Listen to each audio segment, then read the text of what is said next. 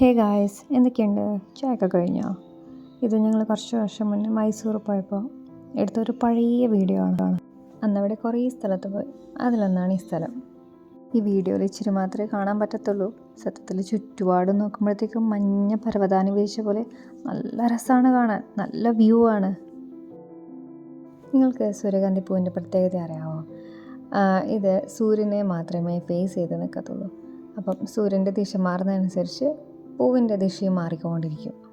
അതായത് ഈ പൂക്കൾക്ക് നിലനിൽപ്പിന് സൂര്യപ്രകാശം ആവശ്യമാണ്. അതായത് ലിറ്ററലി സൂര്യന് ആവശ്യമാണ്. അപ്പോൾ വെളിച്ചമില്ലാത്ത നേരത്താണെങ്കിലോ ആ സമയത്ത് ഒരു പൂവ് മറ്റൊരു പൂവിനെ ഫേസ് ചെയ്തിരിക്കും.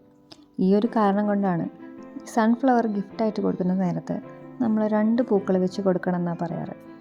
അപ്പോൾ ഒന്ന് മറ്റൊന്നിനെ വിളിച്ചു കേൾക്കുന്നു എന്നുള്ള ഒരു മീനിങ് മാത്രമേ വരിക. അഥവാ നമ്മളിപ്പോൾ ഒരു പൂവാണ് കൊടുക്കുന്നതാണെങ്കിൽ ആരാണോ കൊടുക്കുന്നത് അയാൾ മറ്റേ ആളുടെ വെളിച്ചമാക്കുന്നു. ആ ഒരു മീനിങ് അത്ര വരിക. അപ്പോൾ find your light, grow and shine like a sunflower. By.